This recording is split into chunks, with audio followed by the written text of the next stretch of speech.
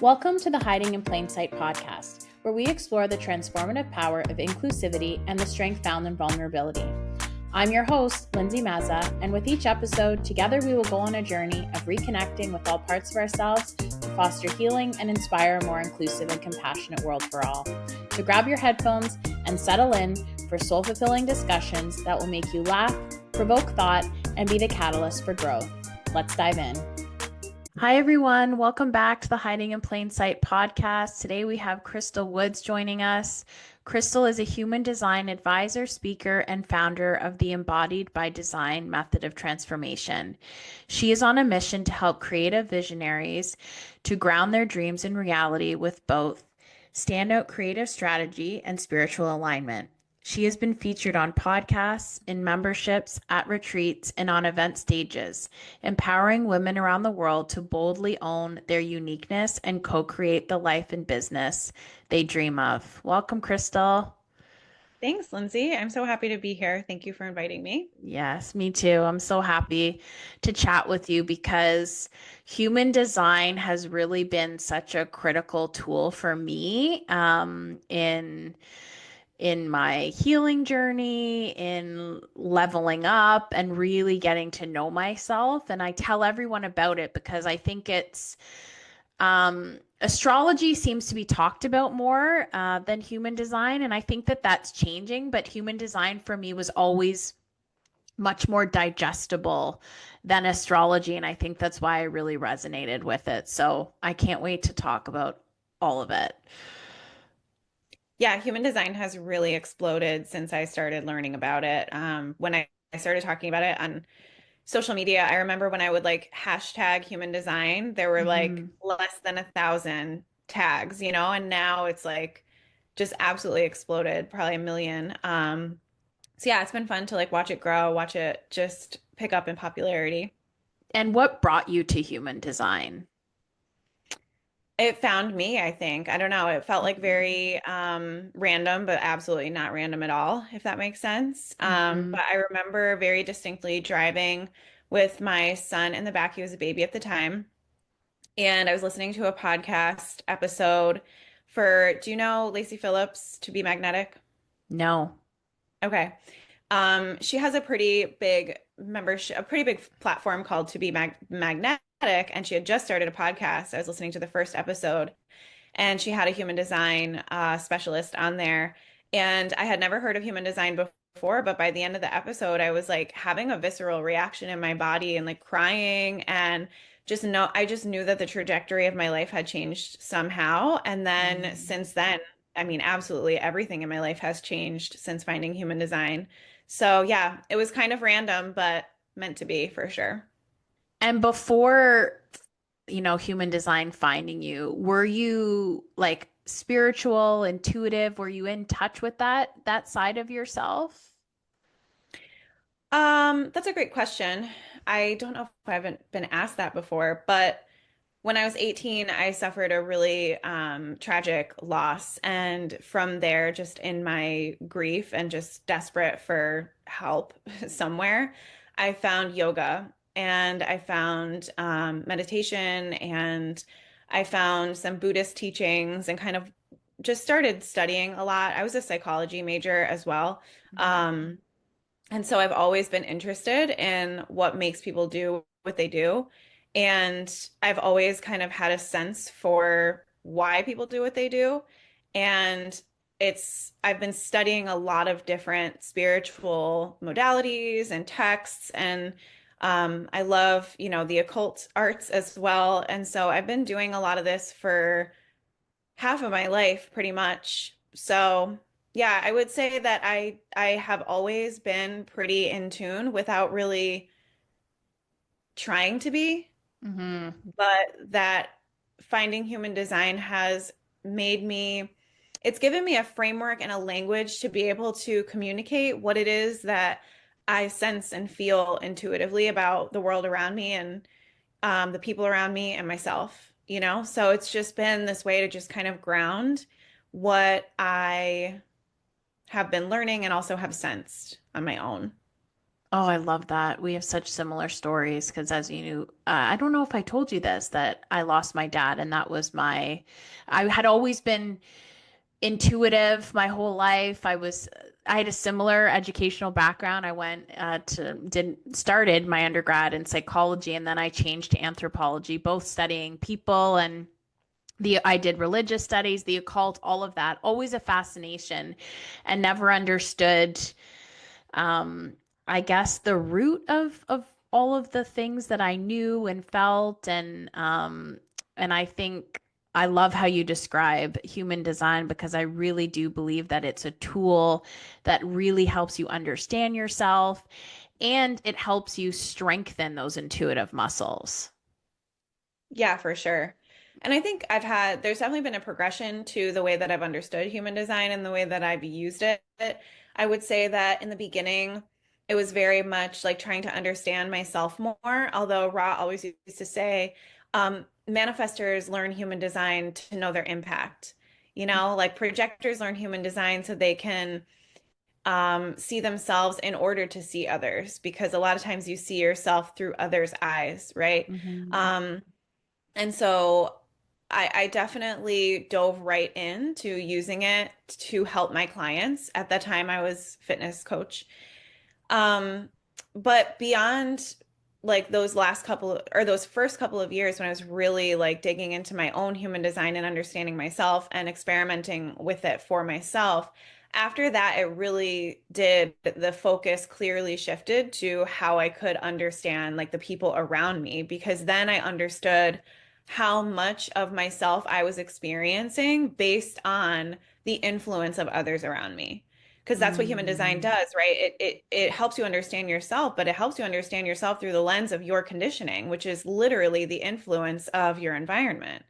So at first you're learning about human design as far as like, okay, well, what are my gifts? What are my strengths? But also, what are my challenges? And a lot of those challenges have to do with that environment. And so your focus kind of shifts to like, oh, all right, well, what can I understand about other people? And how can I understand about, you know, being connected with them, but also separate, and like learning boundaries, I guess. And then after that, I feel like human design has given me a different understanding about the world, about Mhm. humanity, about, it's almost kind of like just opened up and opened up and opened up.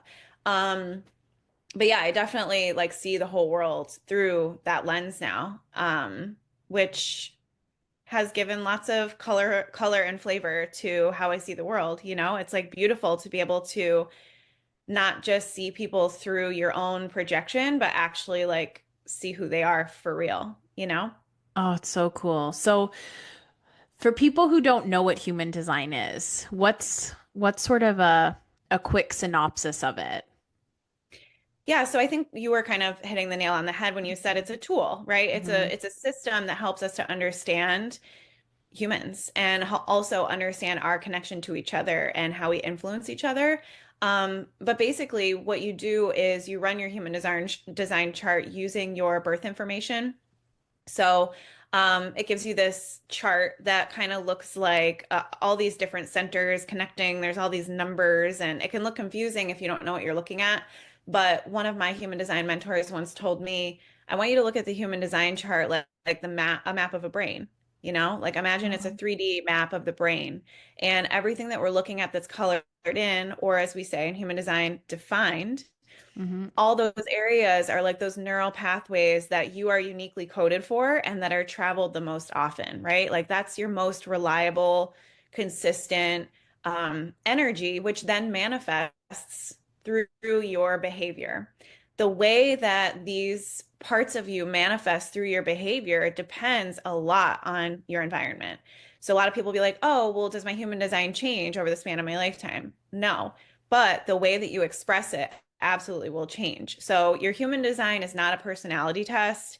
It's not a tool for you to understand just your personality. You can understand your personality, but your personality is not who you are. Your human design helps you understand, you know, what are the behaviors and the energy and the influence that you are uniquely brought to this earth to have on the world, right? So it gives you this really beautiful sense of purpose, and you can kind of see everything on this map, you know, what these gifts and strengths are, also where these challenges are, and where you're most susceptible to the influence of others and of your environment, so that you can, you know, over and over and over and over again, come back to yourself, and Mhm. fulfill your own unique purpose for living. Yeah, and I think, yeah, finding your way back to yourself is the perfect way to put it because I think most people, if when they have their human design chart done, would be surprised about what type they are. I know that I was, and it's because we're conditioned in society to live a certain way. And the fascinating thing about once you know what your human design is, you can really start to dismantle and decondition all of the societal imprints. And then that helps you. I mean, it can be a miserable process, but then finding your way back to yourself and then really understanding how you're meant to show up in the world. It's a really, really fascinating process. Oh yeah. And definitely uncomfortable for sure, you know. Hmm. When I first heard of human design, I was like, oh, I'm for sure a projector, you know? Yeah. Um, but my mom's a projector and a 3/5 at that. I always had her kind of on a pedestal, which now that I understand human design makes perfect sense for our dynamic. But then I learned I was a manifestor and I was like, there's no way. But the more I learned about it and the more I considered it, you know, and at this time I was just kind of getting my business off the ground. I was like, you know what? Let me just see. Let me experiment with this. And I'll never forget right around the time I decided that I was really going to experiment with being a manifester, specifically as it relates to my business. Hmm.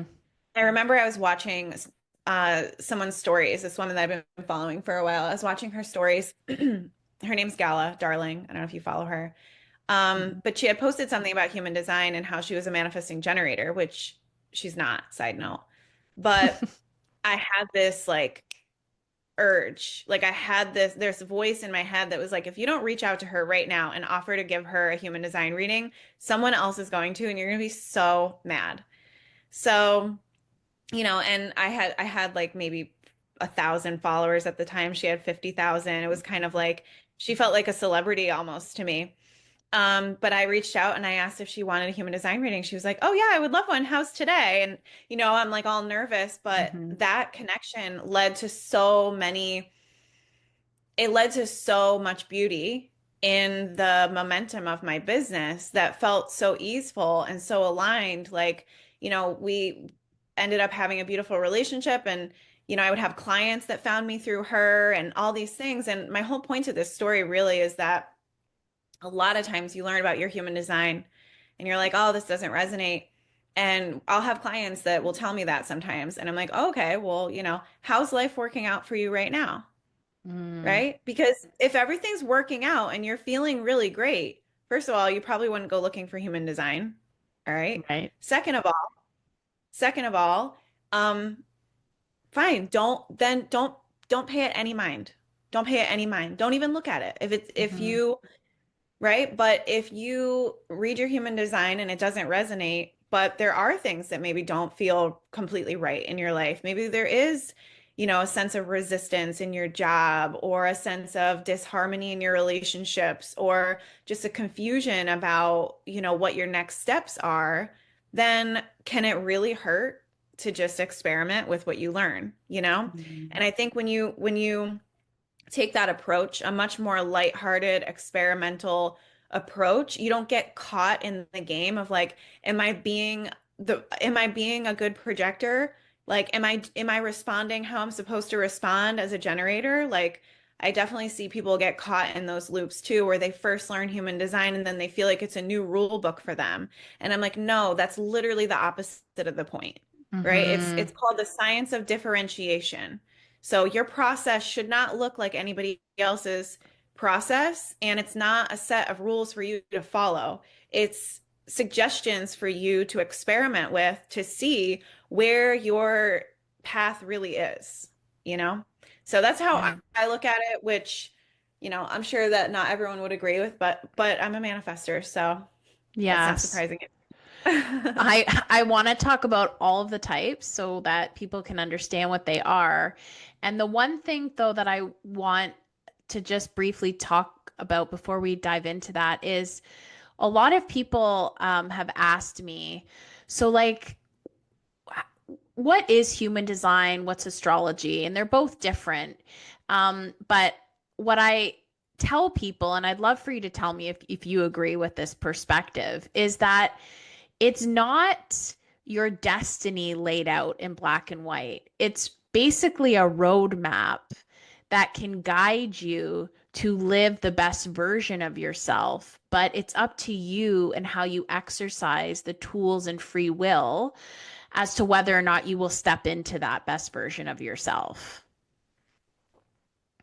Um, yeah, I mean, I guess when you say best version of yourself, I'm like, what does that even mean though? You know what I mean? Like, I think all versions of you are the best, even the ones Yeah. that are sometimes painful. So it's really, to me, and even destiny, like time is a construct that our minds use to help understand, our reality. Mm-hmm. But all things are happening at once. And so when you say your destiny laid out for you, I'm like, your destiny is now. So when you look at Mm-hmm. your chart, it's just showing you, you know, what it is about you that differentiates you from someone else so that you can stop trying to be someone else and just be Mm-hmm. yourself. And yes, you get to choose how you're going to express that self, that sense of self, what you see in the chart, whether it's human design, astrology, Enneagram, MBTI, like there Mm-hmm. are so many ways that you can understand what makes you you. But yeah, it is up to you. Like, for instance, I tend to be very rebellious. I Mm-hmm. tend to not want to do what's expected of me just because it's expected of me. And I've always been that way. Now, in some rooms and in some situations and with some people, this is a beautiful gift because it allows me to carve a new path, do something new in a new way, bring something new to the world. Well, in other scenarios, in other rooms with other people, that tendency to just not want to do what's expected of me can create a lot of disharmony in my relationships, for instance, right? Mm. Yep. So that's why I say, like, the best version of you really is like you making decisions that feel aligned. And it's something Mm-hmm. that we try to explain and explain and explain and explain. But at the end of the day, you know whether you're aligned or not because you know how you feel inside. You know Absolutely. you're Yep. aligned because you don't have to defend your decisions. You don't have to explain yourself. You don't have to, sacrifice yourself for another. Like, you're aligned because you just are. And so it's like a lot of different things could be aligned for you, but it's about a feeling, really. It's about a feeling that I'm aligned, I'm living my destiny right now, Absolutely. And that's how I would you know? define the best version of me is when I'm living in alignment. And what that Yeah, looked like for me 3 months ago is different than what it looks like for me now, right? And it's a right. constantly evolving process. And that's why finding your way back to yourself, being in tune with that internal guidance system is really the key. And you're right, we can't distill it down to words because it really is a feeling. And people who know what it's like to live in alignment versus not know what that means. And human design gives you the tools to figure out, okay, no, this is not aligned for me because this is where it will show up in my body, or these are the indicators that I'm not living in alignment. Yeah, it Yeah. definitely gives a beautiful framework and language to help you find that path for sure. Yeah. Yeah. Yeah. So can you tell us about the different types? Yeah, so first I'll say there are five different types. Um, there are two non-energy types. That's the projector and the reflector, and then three energy types, generator, manifesting generator, and manifestor. Um, and there's a distinct kind of difference as well. So 70% of our population, global population, are generators and manifesting generators. And they're about, half and half. But what makes generators and manifesting generators different from from manifestors, projectors, and reflectors is that they have this defined sacral center. That's what we call it in human design. In normal language, we would say you have really consistent and reliable physical energy to do stuff, to create Mm. stuff, to produce, to build, right? And so this is why, given the fact that 70% of the population are generators and manifesting generators, you know, this is kind of gives you an indication to why things are set up the way that they're set up. So for instance, the 9 to 5 Monday through Friday work week is more set up for that type of energy where you're Mm. going to go and go and go all day. Whereas for manifestors, projectors, and reflectors, our energy is a lot less predictable. So that's kind of like, I just wanted to set the groundwork that there's that clear distinction between generators and manifesting generators versus projectors, reflectors, and manifestors. So when we talk about generators, though, we're talking about people who, these are the ones that they build a process or a method for something. Generators are the builders, okay? So if you have plans for a building, the generator is like, okay, here's step one, here's step two, here's step three, here's step four. Like they want a method, they want a staircase where they can step and step and step and step, right? And they tend to go like at a very steady pace. This is why, I have two generator children, and I'm just Okay. like I'm 100% on their timeline because like you Mm. cannot rush a generator. Like they're like, I have my process and you can't mess with my process. Okay. So Right. they're the generators. Um, I will say like there are a lot of generators and manifesting generators who will say to me, everyone says we're supposed to have all this energy. We're supposed to be energizer bunnies, wake up with a full battery and, blah, blah, blah. I'm exhausted all the time. And I'm like, yeah, I bet.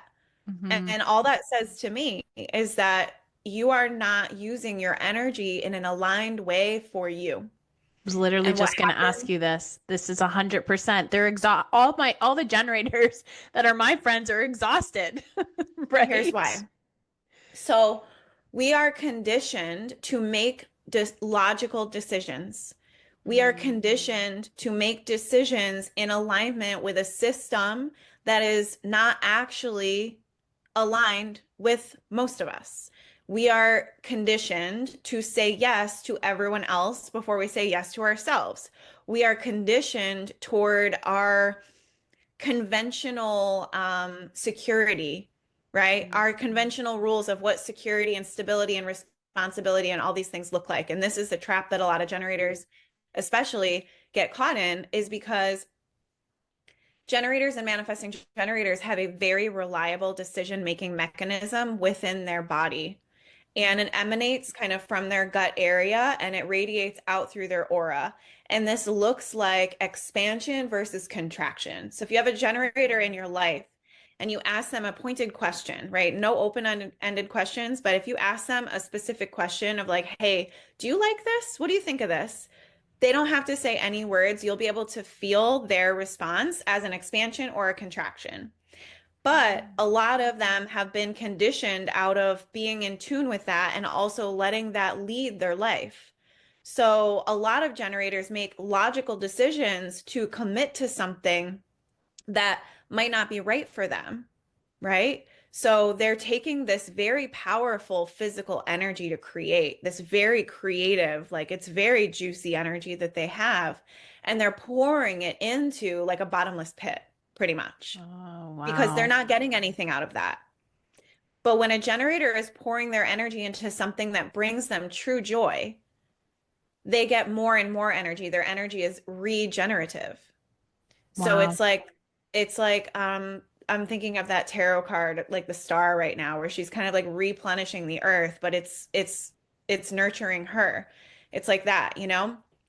And so another reason why is because, and this goes for generators and manifesting generators as well, is they'll get stuck in a thing for way too long, right? Generators are like, oh, I've got to do this forever, like that generation who would work the same job for like 30, 40 years Yeah. until they retired. Like that's so generator, you know? Mm-hmm. But what if they are complete with that job and they're ready to move on to something else? But they almost feel hardwired to stick it out, to stick with it. Then again, they'll be exhausted, they'll feel frustrated, they'll feel stuck, they'll feel a constant sense of resistance. Another reason why generators are tired is because they're trying to control outcomes and they're focused more on what the end result will be than the current joy that they can get just from doing it. Right? So if they're focused on if they're focused on a future that may or may not be, instead of the present where they get to pour their energy into something that they actually enjoy, that will also cause them to feel exhausted, stuck, frustrated. So, lots of reasons why we have a bunch of frustrated and exhausted generators and manifesting generators running around the world, you know? So, if that's you, the first thing that you want to do is to get back in touch with that response in your body. Mm-hmm. So, whatever is going to connect you with your body and also help you tune out the noise. I have a lot of tools for this. But I have this one specific one that I usually prescribe to all my generator and manifesting generator clients. It's called energy inventory. And you basically just monitor how you are spending your energy over a specific amount of time.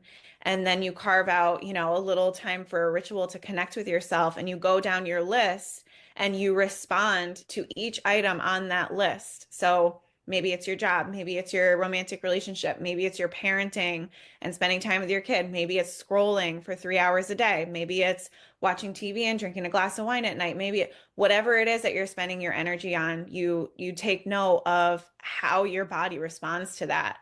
Wow. And if your body is responding no to a lot of those things, then there are probably a lot of things that need to be shifted around. But this is where this is a beautiful tool because probably if you're exhausted and you're feeling stuck, you're aware that something's out of alignment. And this can give you a beautiful insight into what that might be. Mm-hmm. And manifesting generators very similarly to generators in that their energy is regenerative when they are doing something that is bringing them joy in the moment, bringing them satisfaction, making them feel like they're producing or creating something of value, right? Um, Manifesting generators are different from generators in that they have this extra pressure on their throat center, which is the center for communication and manifestation. So taking action and communicating. So they have this extra pressure on their throat center to be like, doing something or saying something. And they can tend to move faster because of that. So that's why Mm-hmm. manifesting generators typically have this reputation for being multi-passionate, going really, really fast and skipping steps and having to double back and go over it Mm-hmm. again. Kind of like, a lot of manifesting generators, have an ADHD diagnosis. Like there's like a lot of Yes. boundless energy Yeah. and not a whole lot of staying power, right? And so, and my issue with that is that, okay, well, if you're designed that way, you're not wrong. Like your environment is, right? You're in the wrong Yes. environment. So, like, if you're feeling a lot of guilt and shame about wanting to change your mind all the time, maybe it's not you that's the problem. Maybe it's the fact that Mm-hmm. you're not in the right position at your job. Maybe you need one where you get to do a lot of different things, where you get to pivot, where you are supported in you being you, right? Yeah. Um, that could be like a whole other episode for me is all of that. But Mm-hmm. manifesting generators, that's why they have that reputation. And so for them, it is about releasing the shame and the guilt and all the layers and layers of conditioning that a lot of manifesting generators can have about how they're supposed to just focus on one thing forever and how they're supposed to like, you know, um, they have to a lot of times dig deep to get to who they really are and find acceptance with that and put themselves in the right environment, the right position, the right room where they get to be celebrated for that because they bring so much energy, Mm-hmm. like um I've had manifesting generators working on my team before, and it just, I mean, it gives me everything that I need to get the job done. You know, Right. it's just they really fuel whatever it is that they're working on. They give it so much energy that's really contagious and really empowering. Um, but only when they themselves feel that, only when they're doing something that's aligned. Otherwise, it's like angry, frustrated energy because they don't have the freedom to go where they want to go and put their energy where they want to put it. Does that make Right. sense? Yeah, totally. Totally makes Mhm. sense. So that brings me to manifestors. So manifestors are about 8 to 9% of the population. And, I don't know if it's because I am a manifestor, but I feel like this is the one that people are the most envious of because they're like, oh, manifestors can just like, say something and then it manifests. And that's not like what that's about at all. Hmm. Manifestors are just the only type that's not designed to wait.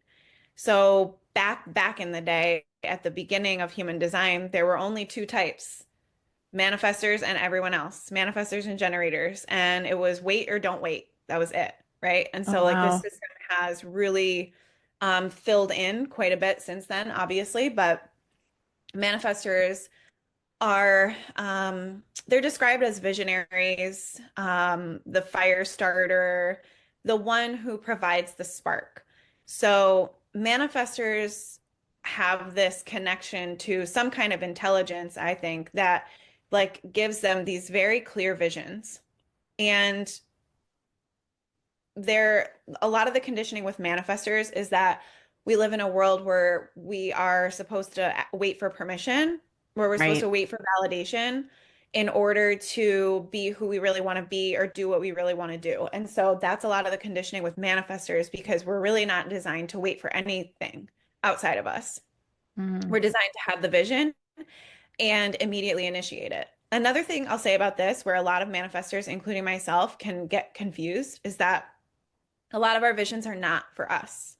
So, as I've learned this and as I've leaned into this, now I'm in a position where when I work with my private clients, I'm aware that a lot of what they're paying me for is my visions. Because I will get visions in the shower for like a new business strategy, for instance, and I know immediately which of my clients it's for. Oh, wow. And and I can see for a I can see for so many people. And so once I realized that a lot of my gift for that a lot of that gift is not necessarily for my own stuff, because when I first started my business, I was launching something new like every other day. It was just like creating more stuff and more stuff and more stuff and more stuff. It was so much work, which I am really grateful that I went through that process because now I know how to do everything. Right. And I know, what's not for me now. But now I understand that a lot of my greatest value does not come from making anything at all. It doesn't come from creating or producing like a generator does, right? Right. It comes from these visions that I have. And when I have a vision that when I'm working with a generator and I'm seeing them respond to that, I'm seeing them light up, I'm seeing them expand, and I'm seeing the recognition in their own eyes that says, oh, yes, that vision's for me. It sparks something in them. And before you know it, it's done, right? Right. I didn't have to do it. Right? Yes. A lot of manifestors, projectors too, because projectors are seers as well in a different way. A lot of manifestors get caught in the trap of thinking that all their visions are for them to create. And so Mm. they become so deeply exhausted and burnt out from trying to go against their energy and build constantly that they don't have any energy whatsoever for the next vision or to carry this one, right? So um and another thing too with manifestors, projectors, and reflectors is there's this deep, deep conditioning around welcoming and support, being able to lean on support, welcome in support, a willingness to accept that you just don't want to do everything, you Right. know? And maybe it's not laziness, right?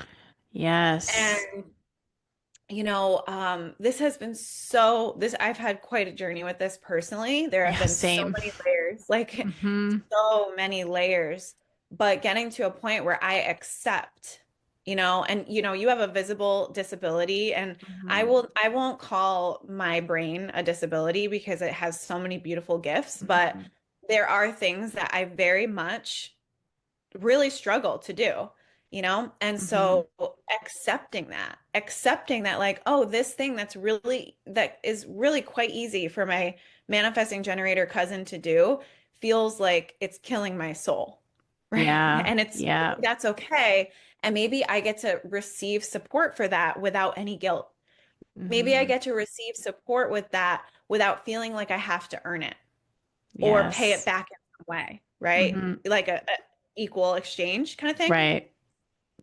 So with manifestors, projectors, and reflectors, that's huge conditioning for us to overcome. But when we do, then we can turn around and help others with that as well. So, which brings me to projectors. Projectors are similar to manifestors in the ways I've been saying, like in the way that we don't have consistent, reliable physical energy to produce, to create, and that's not what we're here for. Right. Projectors are here to guide. So manifestors have like the vision and the spark. They like get things going. Projectors really see the people, right? Mm-hmm. So projectors can see like, okay, yes, I see your vision and I know exactly who's correct for this vision. Projectors have a beautiful gift for putting the right people together, Yeah. so like that's why they make really excellent managers and kind of overseers, like people who work with the people. Because Mm-hmm. a projector, my mom's a projector, constantly she's telling me how, oh, this person was hired for this position, but their first day I was like, oh, no, no, no, no, no, you're way better in this Right. position. And they're Right. like, but I've been doing this position for 15 years. She's like, yeah, I know, but you belong over here. And then lo and behold, they're so much more successful where she puts them. Right. She and projectors really have that gift and have a gift for also like guiding energy. So you are more tuned in a lot of times to like where the sacral energy is. So, like Mm-hmm. you just said, I feel like all the generators in my life are exhausted. They Mm-hmm. actually probably don't see that, right?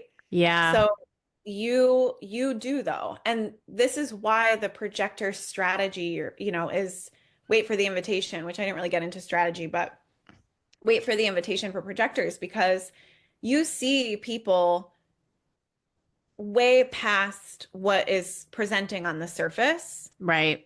Yep. And many people are not in a state of consciousness to receive that, right? Yes. Many people are not, they're in the vibration of the question, Mm-hmm. not in the vibration of the answer. And so when you come with the answer, they are immediately going to push back. And that's when a projector feels really unappreciated Mm-hmm. and incredibly drained because it does take energy for you to see someone and provide guidance. And Right. when you don't receive recognition in return and appreciation in return, you're completely drained. You just poured part of your soul into someone and they just threw it back up because, they are not ready for it. Well, could there So, have been a more misaligned profession for me than a family law lawyer in yeah. litigation? When I found Well, out my human design. well, Yeah.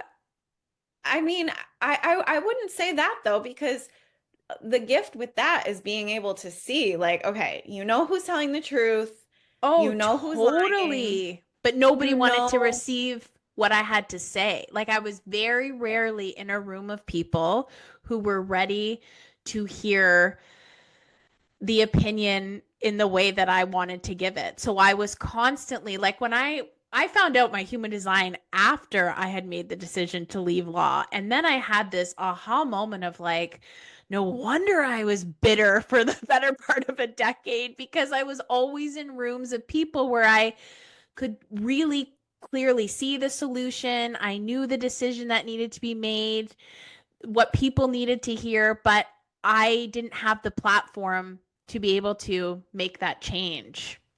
right. Right. Yes.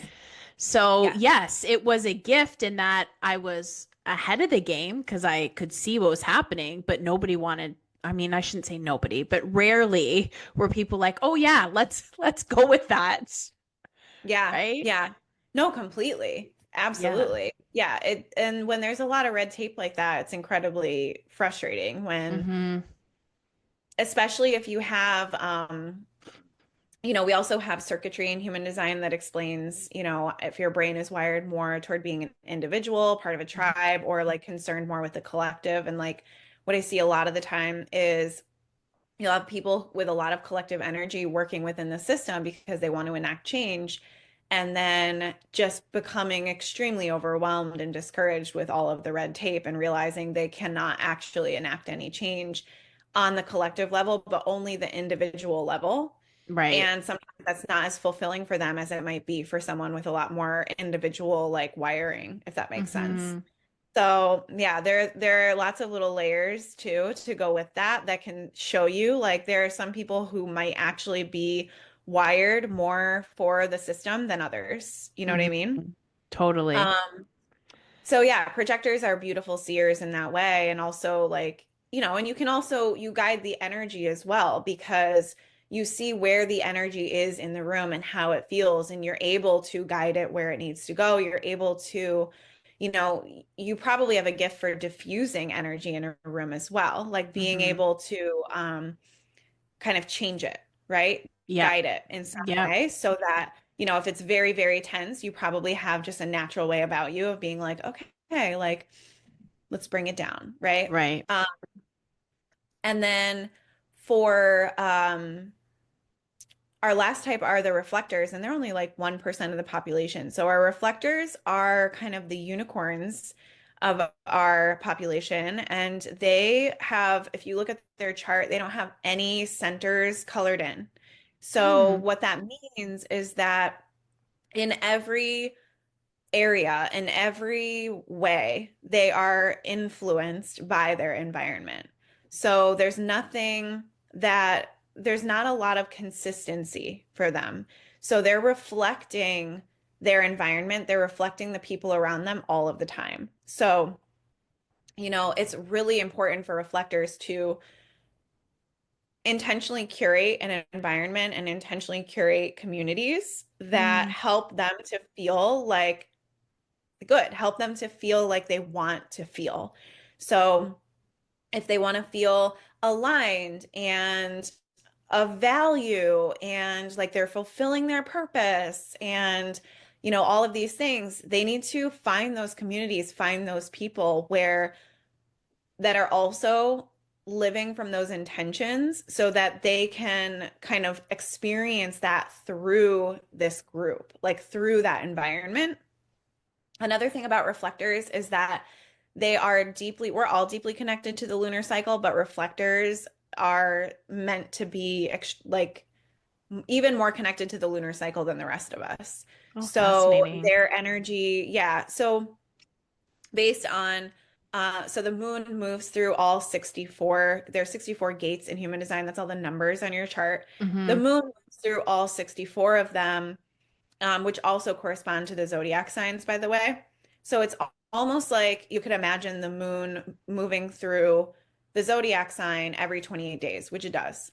So that's why it'll be like, Capricorn for 2.5 days and then switch to another sign every 2.5 days. In human design, it's switching between all these gates like every day. And Okay. um, so reflectors are so tuned into that. And so for them, a lot of times as human design practitioners, we say, get super in tune with the lunar cycle and like day to day, jot down like how you're feeling and what patterns are coming up for you. And over time, you might see that during some times of the month, you're more emotionally, unpredictable. And other times of the month, you seem to have more physical energy. Other times of the month, you want to just like be in a cave. So, for them, it's very much about their environment and their connection to the lunar cycle that's going to give them the most insight into who they are and the value that they're here to bring to the community and the collective. Wow. But yeah, that's the 5 types. Yeah, it's fascinating. And then from there, we have the different profiles, right? Which tell you I mean, I'll let you explain what the profile numbers tell you once you know what your type is. Yeah, so your type describes your aura. So it just describes like the electromagnetic field that is Mm-hmm. you, right? Everything has a charge, everything's energy. So it describes your energy and kind of the charge that you bring and then how that manifests through your behavior. Now, your profile is more, I would say, correlated to your personality than anything else in your human design. Mm-hmm. And I once read that your profile is the role in the, no, yeah, the role you play in the movie of your life. So if your life is a movie, your profile is the role you play. Oh, So it fascinating. tells, the way that I use it in my work a lot of the time is around leadership and Mm-hmm. understanding your influence. So This you're part three out. five. Yes, So for a 3-5, for instance, there are I 12 did different do that. profiles. Mm-hmm. So there are 12 different combinations that we can have, but all profiles have two numbers. The first number corresponds to your more so your personality and how you see yourself, your conscious way of being. And then the second number corresponds to your unconscious and more your physical body. And it's something that you're likely not very aware of, but is still very present. So to give you an example, as a 3-5, Mm-hmm. how you kind of present and what is very much a part of your personality is the three, which is the experimenter. The Mm-hmm. three is all about trial and error. It's about learning through doing. It's about embodiment. It's about the material realm. Like threes typically have the most mastery over the material realm. Um, and, so like anything that's material, so like money, business, whatever, a lot of it is wrapped up in this experimentation process, this trial and error process, Mm-hmm. which threes are here to like really be the masters of. Now, what comes with trial and error? Error. So a lot of times threes are learning through making mistakes. You're learning what to do by first learning what not to do. And so a lot of times threes can feel like a little bit chaotic and like they Mm-hmm. don't have solid ground under their feet. They can carry a lot of shame around mistakes, especially like if you were brought up in an environment where you were not encouraged to make mistakes, where mistakes were not seen as learning opportunities, but as like failures. And Right. so you might have a complicated relationship with failure. You might fear failure. You might fear repercussion for making a mistake. Um, and also threes are also like the friends that you might not hear from for a few months, but then like you come back and you see them again and it's like you just pick up where you left off. Yeah. Um, threes are very much like that in relationships. Like not the most steadfast, consistent as far as like, daily communication or even weekly communication, but steadfast in that when you meet up with them again, they still have their magic. And threes are like alchemists. Okay. Mm-hmm. Now, the five, which is mostly unconscious for you, but when I say it, you're going to be like, oh, yeah, I totally experienced this. The five, there's this projection field because we all, sense these energies within each other, and fives are natural leaders. The five is like the one that has, learned all the lessons and has these natural gifts and has done all this research. And finally, you get to the five, and the five is like, let's go. Like, we're ready to go. We have what we need. We're going to make the change. We're going to Mm-hmm. lead the troops. We're on a mission and we are making real change here. We are solving an unsolvable problem in a way no one has done it before. And Mm-hmm. there's this fire just burning inside of fives, right? Yeah. And it's a fire that's meant to catch. It's meant to catch, and fives are here for universalization. So whatever your solution is, you're here to universalize it.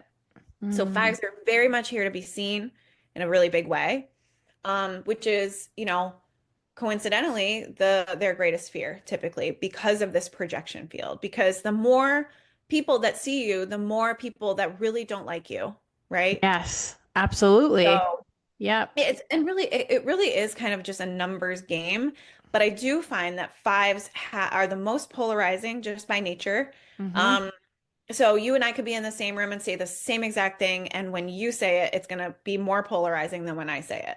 Yeah. Just It's because been my life's you're a five. experience. Yeah. Yes. Um, Yeah. so people really tend to put you on a pedestal and not really see you for who you actually are, rather their perception of you based on their own stuff. So maybe their own insecurities or their own desires or, whatever they want from you. That is how they will see you, and they will put Hmm. you on this pedestal. But if you don't deliver in alignment with who they think that you are, if you falter from their perception of you, then there's nowhere to go but down, is what Ra used to say. He's like, there's nowhere to go but down for a five, and that's like this fall from grace that a lot of fives will experience. So this might look like getting canceled or like having someone try to like, burn your reputation. And I don't say this to like make any fives scared at all. In fact, what I really would want all fives to know, yourself included, is that you're here to like not let that get you, Yeah. you know? Like Hmm. fives are the ones that there's every single time that happens, anytime you get a negative comment or like which is a projection, it's like when you're so secure in who you actually are and what your mission actually is and why you're on it, it literally doesn't matter. No, it It doesn't actually matter what propels anybody. you. Yeah. Hmm. Yeah, absolutely. So Yeah. like Taylor Swift is a 5-1. Kanye West is another, I can't remember which profile he is, but he's definitely a 5. Like anybody that really creates this like an obsession, you know? Mm. Like fives are Yes. the ones that generate obsession in others, for better or for worse, right? Right. But I think fives are always the ones that are most scared to let you're a projector as well. So probably one of your deeper fears is of being seen, Yeah, but 100%. that's what you're here for, Yeah. and that's true for everybody. That's true for Hmm. everybody. Like the thing that you are most scared of is typically the thing that you're here to learn, to do, and then to teach, right? Yes. Yes, So, absolutely. you Yep. know, all of my fives typically like we're doing a lot of the visibility work and everything that goes along with that because yeah, it can feel scary, but understanding your profile, like I mean you can see like gives you a lot of insight into how you're designed to lead because I'm a 1-3 and it's a completely different vibe Right. than a 3-5. Like and Hmm. so when you know that and you can own that and you can let go of all the things that you feel like you should be and just be who you are and get support in other areas that you're not, Hmm.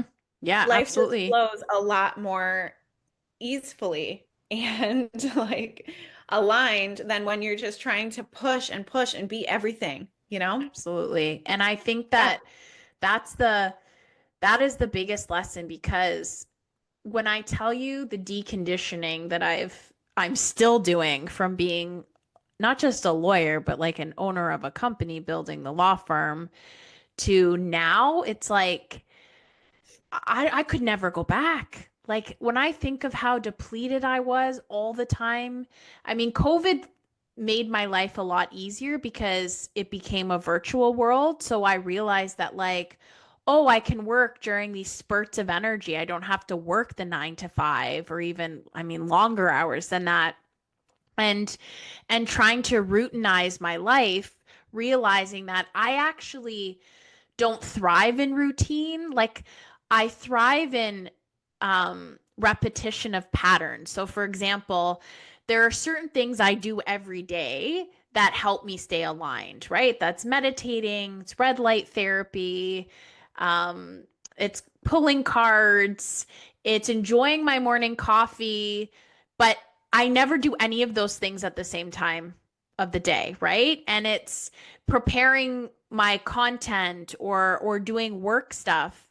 I will have energy at different times depending on what day it is. And once I accepted that, which was fairly recently, I'm like, okay, wait a minute. I don't have to have this like carved out schedule because that's not how I am energized. I really need to strike while the iron's hot and kind of throw out all the rules, which is very, very challenging because our infrastructure, like you mentioned, is not built that way at all. And in fact, if you're not showing up 9 to 5 or even willing to put in more hours than that, you're perceived as being lazy. Hmm. It's like, it's a real mental hurdle for people to get over. I mean, I'm still doing it too. Yeah. Absolutely. Yeah. And I've been in my experiment for over 6 years now. Hmm. Because there's always another, for me, there has been another layer, another layer, another layer. Now, I also really and truly believe that it's part of my, if you want to use the word destiny, Hmm. to be able to come up with my own way of working that really Yes. works for me so that I can help other people create their own way of working that works for them. And that really has become part of my work because, again, that's been one of the biggest challenges, the biggest hurdle, has caused me the most pain, you know, Yeah, because absolutely. it's not just about, it's like, it's almost like feeling like you're broken because everyone around you can seem to go at this consistent, reliable sort of pace. Whereas, I'm just not built that way. You're Right. not built that way. Nope. And if you're internalizing that as something wrong with you, which I certainly did for a long time, Hmm. that's really, those are the layers that are the hardest in my experience to, you know, yeah, just detangle and release myself from. Yeah. And also giving yourself the permission to have the autonomy to figure out what works for you and recognizing it's not going to be the same from anybody else. Right. And this is where like being willing to trial and error your life and being really familiar with what your strengths and weaknesses are. Like when you said there's certain parts that you're not good at in terms of running your business, that's the same as me. Like there are things, the minutia, the detail, the organization's never been my strength. I thrive when I have somebody else taking care of that. I meant to show up, do the thing, and then dip out and regenerate myself, my energy, right? So um I think that is people are afraid because it's like taking a leap of faith, so to speak, and recrafting how they show up to make money. But I mean, you will only be successful if you're aligned with your strengths and weaknesses, right? Well, it depends what your definition of success is, because you can 1,000,000% Mm-hmm. make tons of money Mm-hmm. Yeah. being totally misaligned. And That, people who say that that's not true are absolutely lying because I have had clients who have 8, 9, 10-figure businesses who yeah. are miserable, Well, right? but We all know see, that. totally. And yeah, I mean, I was one of those people and living totally misaligned, but eventually my body and my soul was like, nope, you cannot continue on this. Something's going to happen, right? There's going to Right. be a fall. Yeah. Well, so the first thing you have to do is define success for you. Yeah. And I just through this journey have redefined success for myself over and over again because I've realized, like we were saying right at the beginning of this, it's a feeling. It's Absolutely. a Yeah. feeling. It's Yeah. feeling for me as a manifester, it's a feeling of peace. I'm at peace with the way things are right now as they are.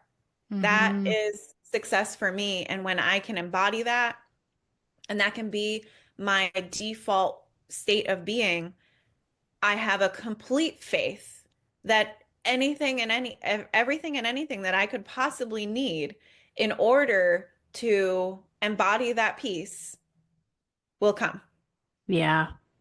Totally. you know? And Yeah. so if me embodying my peace means that my business is going to be generating, massive amounts of money, great. I guess it's part of my path to be a steward of that, Mm-hmm. right? I don't have to control it though, Well, no, you know? being trying to control it means that you're not living in alignment. Right? Well, and that's where most of our suffering comes from. And human Yes. design gets to be this beautiful tool that helps us to understand that you can do what you can do, and you can follow your own inner authority, and you can have a sense of faith and certainty in your decisions, because life is just this long string of decisions. And the more decisions that you make that feel clear and certain and, in devotion to who you really are Mhm. underneath all the layers, then you will be who you really are. Like that's to me, that's really success, you Totally. know?